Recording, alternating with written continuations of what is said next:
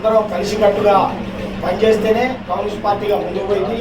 నిర్మాణపరంగా ఉండాలి. ఏ పని చేసినా దీన్ని దృష్టిలో పెట్టుకొని ఇవాళ మీ అందరికీ తెలుసు, ఇవాళ మన దేశంలో రాష్ట్రంలో మనందరం ఇవాళ మన ఇండియన్స్ని పాకిస్తాన్ తీవ్రవాదులు అతి ఘోరంగా వాళ్ళు కాల్చి చంపేటువంటి పరిస్థితి ఉంది. ఓటర్లో కూడా చాలా తీవ్రంగా పెద్ద ప్రమాదం కూడా రాబోయేటువంటి పరిస్థితి జరుగుతూ ఉంది. కాబట్టి మనందరం సైనికుల్లా ఉండి దాన్ని ఒకసారి చనిపోయిన వాళ్ళకి సంతానం జరుగుతుంది.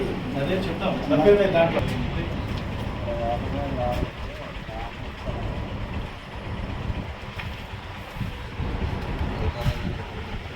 జోహార్ అమరవీరులకు, జోహార్ అమరవీరులకు.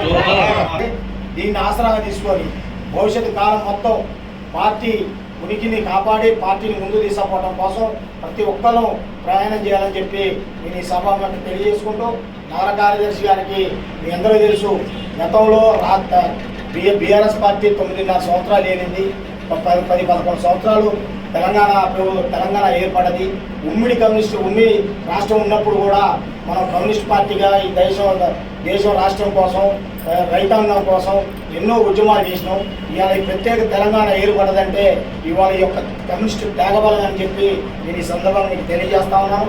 ఎందుకంటే ఎన్నో ఉద్యమాలు లాఠీలకు దెబ్బతిని, తూటాలకు దెబ్బతిని, మారే పిల్లలను వదిలిపెట్టి జైలుకు పోయి ఆ ఇల్లు వాటిలు లేకుండా ఉన్నటువంటి కమ్యూనిస్ట్ పార్టీ నాయకులు ఇవాళ ఇదే కాకుండా ఆనాడు ఉస్మానియా యూనివర్సిటీ విద్యార్థులు కూడా ఎంతోమంది తెలంగాణ రాష్ట్రం కోసం బలిదానం చేసినటువంటి పరిస్థితి మనకుంది.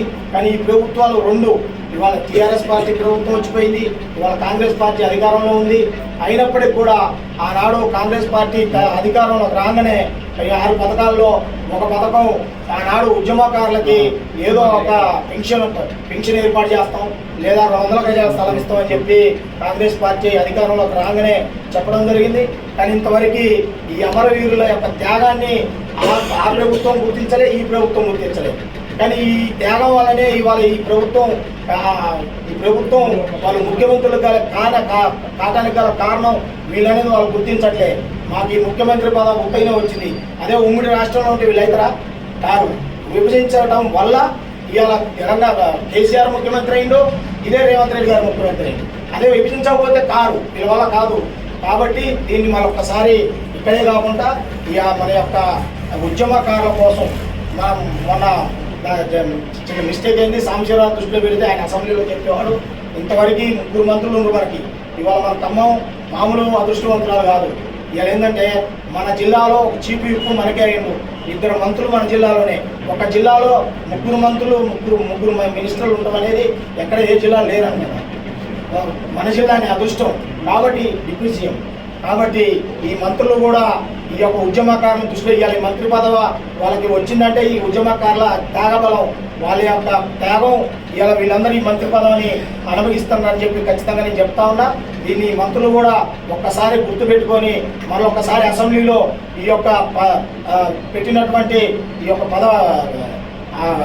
జీవోను వాళ్ళు ఎంతనే విడుదల చేసి ఈ యొక్క ఉద్యమకారులకు ఖచ్చితమైన న్యాయం జరపాలని చెప్పి నేను మీ అందరూ తెలియజేసుకుంటూ సెలవు తీసుకుంటాను.